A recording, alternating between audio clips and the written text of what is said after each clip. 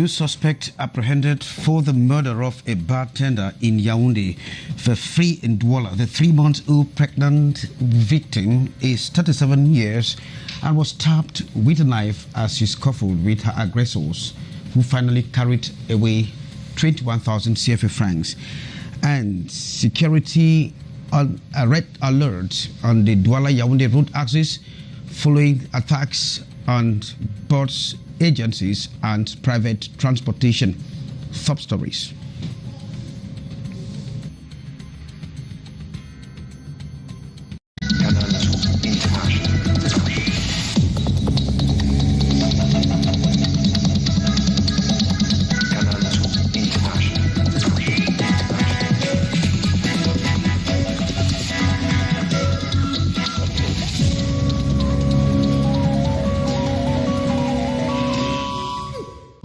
Thanks and welcome to join me, Kejang Henry Atimbe.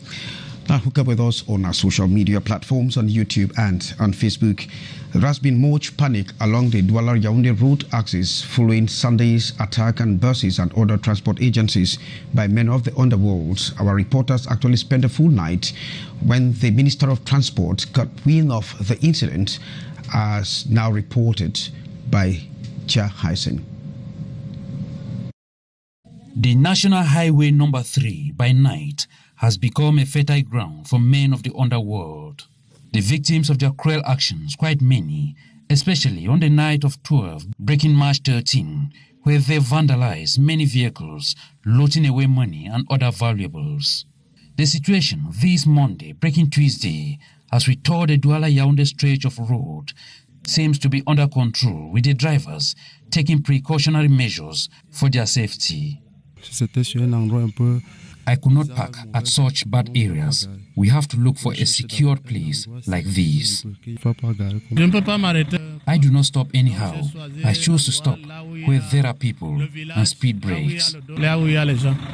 My God is protecting me. With a breakdown around the Bomnyube area, this truck driver is quick to alert the gendarmerie elements for security. I had a breakdown here at 5 p.m. I called my head office in Douala and went to the brigade to notify them of my situation. The commander in charge told me he was to send an element by nightfall. So by 7 p.m., a gendarmerie officer arrived here and he is with me in the car. And here is one of the security agents sent for his aid, well loaded and ready to neutralize any of such individuals that may want to take advantage of the driver. This is how we assist drivers, especially in dangerous areas. We stay with them throughout the night, and any attempt from anyone who comes to attack, we quickly neutralize. My colleagues are equally standing by, not far from here. The disturbing phenomenon has necessitated extra measures to crack down the culprit at all corners of the road. It is 1 a.m. as we make a quick stop at the Bomnyube Gendarmerie Road Safety Unit, and even the brigade commander is still on seat, waiting for any eventual alerts. With the new phenomenon around Edea, we have to be on alert. We have reinforced strategies. I make sure my elements go round throughout the night and ready to fish out such criminals. We have successfully apprehended many these days. And for those heavy transporters heading to other regions and neighboring countries, they prefer to rest in groups to battle the common enemy. And it is 3 a.m. here along the Douala-Yaoundé road, and as you can see behind me, heavy-duty trucks are forced to queue up here at this new toll gate to be able to wait for dawn before they can continue their journey. One thing is sure, with the multiple dispositions implanted along the Douala-Yaoundé road, there is no hiding place for criminals. Thanks very much, Hysen, reporting there. Courageous indeed. Now, some organized transport services have actually taken some temporary measures to suspend night travel, pending government's measures to step up security along the Douala-Yaoundé road axis. Maureen D went to some of the bus services in Douala, and this is what she brought back. The safety and security of persons and goods along the Yaoundé-Douala road axis is once more on the spotlight. Highway robbers have redefined their strategies to take vehicles hostage. The last and pathetic case is a March 13 incident between Puma and Idea, where scores of vehicles, including organized transport agencies, were targeted by a group of hoodlums. Unknown to many when the attacks were carried out, social beamed the first images signaling danger on the Douala-Yaoundé highway. One of the most organized transport agencies most affected is Buka Voyage. The windscreens of 3 of their buses were completely shattered with stones. Inside the buses, the weapons, the stones are still visible. The drivers told us that the criminals target the buses to rob passengers of their valuables. This driver explains how he is going through excruciating pains after the attack. Hier, je suis parti de Yaoundé à 19h30 pour Douala. I left Yaoundé at 7:30 p.m. for Douala. I passed the first weighing bridge, and just after the new weighing bridge, some 2 kilometers away, I heard a loud noise on my front screen. It shattered my screen. I don't know how I escaped this, but I kept driving on for a long distance before I stopped to check the damage. One of the drivers was severely injured in the chest and is under intensive care in a hospital.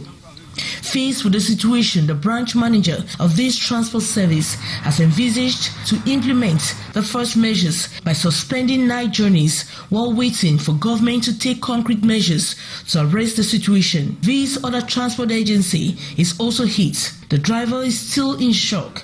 He recounts the attack between Puma and Idea. I had passed the new weighing bridge, and I saw something like a stone hit my front screen. I managed to escape. Other passengers were affected. It destroyed a chair in the bus. Littoral Regional Governor Samuel Dieudonné Ivaha Dibois says some 4 suspects have been arrested and would help security operatives to track down more persons linked to the attack. Traditional rulers of villages along the Douala-Yaoundé highway, as well as the population, have been called upon to be on the alert and denounce any suspects. Meantime, 2 suspects have been helmed by security operatives in Douala for killing a 37-year-old bartender. The victim, we gathered, was 3 months pregnant and was stabbed with a knife by her assailants, who finally carried away 21,000 francs CFA. Maureen D wants more report on that very pathetic incident. Ces 2 complices du quatuor criminel ayant perpétré dans la nuit du 22 au 23 février 2023 au quartier Ndokoti, lieu-dit Saint-Catex, sont... Well, we are sorry for that mix-up there. We will be coming back to Maureen's story on the apprehension of, or the arrest rather of 2 suspects who actually stabbed and killed a bartender. The 37-year-old victim, we gathered, was 3 months old, 3 months pregnant, and that incident took place at Ndokoti in Douala. They finally carried away 21,000 francs. Now let's get the report. Get Morindi. Well, it's unfortunate we will not be getting more in detail with that report. Now let's talk about senatorial election. What next after the elections that took place on Sunday, March 12, 2023? Morindi now comes to the next stage from there. The reduction by half of fuel subsidies in February 2023 is one of the conditions fulfilled by Cameroon to be granted the 45 billion francs CFA by the International Monetary Fund, the IMF. It is part of 375 billion francs CFA to be granted Cameroon that spreads over a 3-year period.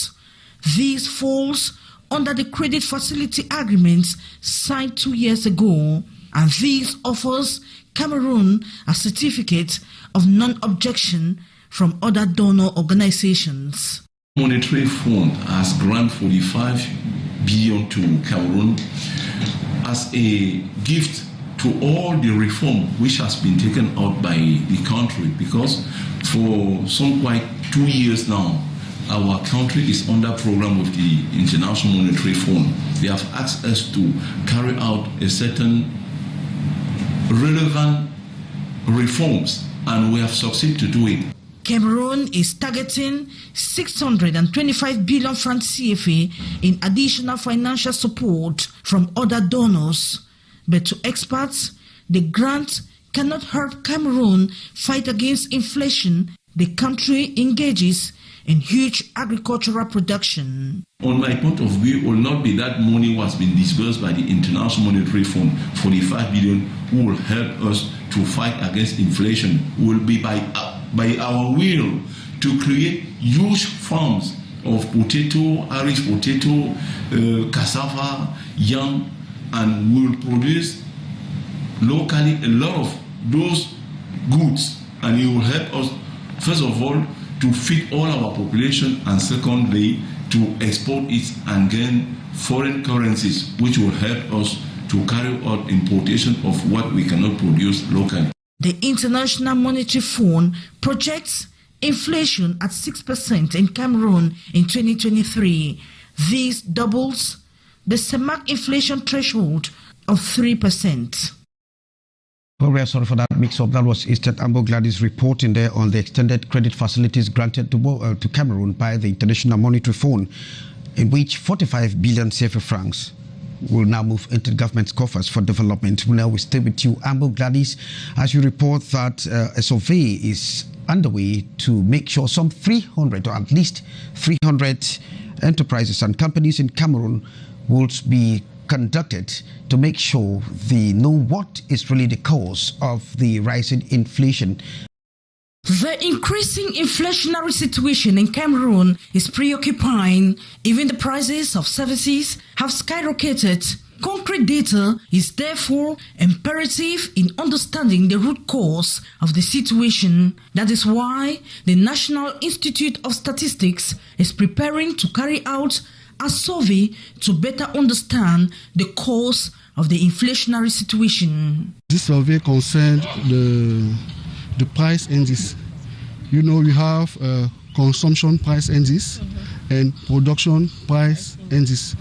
So we have to calculate and to have a production price index in the services. But the diversity of activities within the service sector is a challenge, as service prices are difficult to define. It is for this reason that heads of enterprises in Cameroon are being schooled on service producer price indices, SPPI, usually employed to analyze the origins of inflation and its importance to the development of enterprises and the economy at large. To the survey, because if they don't understand well what we want to do, we think that they will not appreciate very well the survey in the field. At the meeting in Douala, March 14, 2023, the National Institute of Statistics disclosed it has ordered for the survey to be carried out in at least 300 companies in Douala and Yaoundé.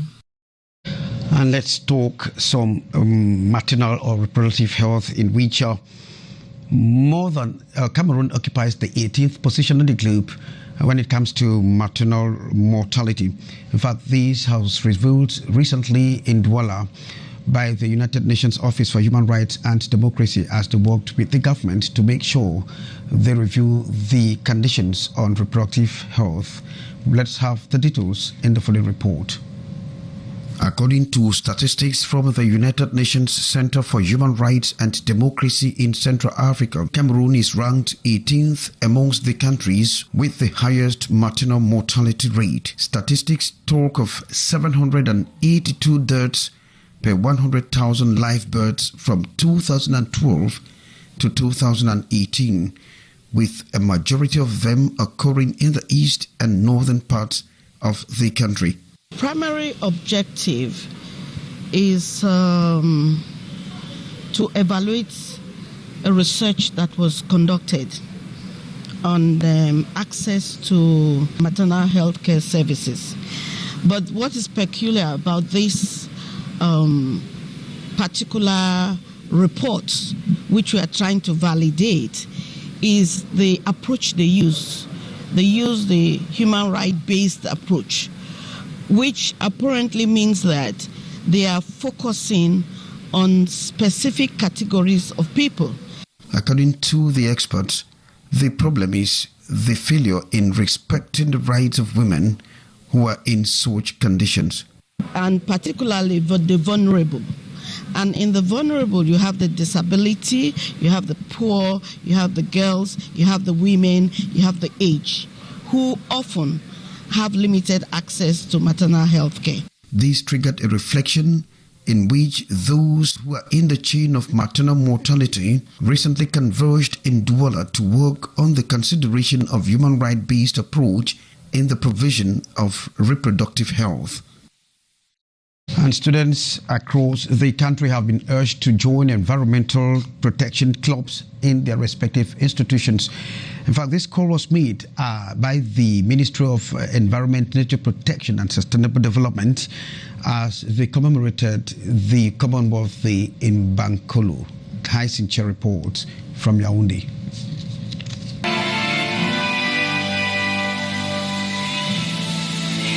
The youths in their numbers glued to this environmental movie that projects the rich marine life in the seas and the different species, the importance of protecting them as part of their activities to commemorate the 2023 edition of the Commonwealth Day under the Ministry of Environment, Protection of Nature and Sustainable Development. Making them actually love the environment, go close to the environment, and know why they are supposed to protect the environment. We have a slogan that we're using this year: a healthy environment is our Commonwealth.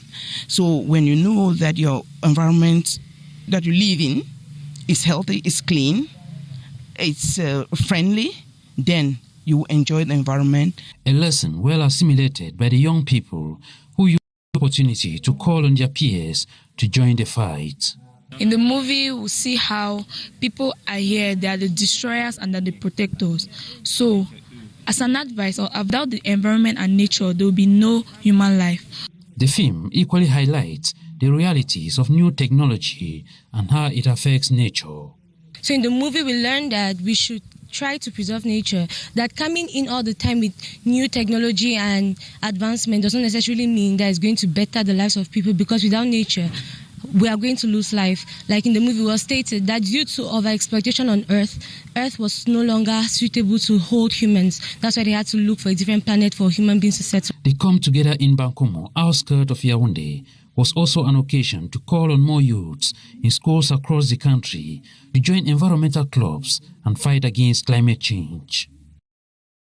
Well, thanks very much, Hyacinth. Drawing the curtains there for this edition of the news. I've been Keja Henry Atheme. We thank you for being there with us. And take the rendezvous tomorrow. But then coming up, Lee Pidgey will be here for the brief, and at 7:50, our legislator Kanga will be here for the French edition of the news. From all of us, it's goodbye.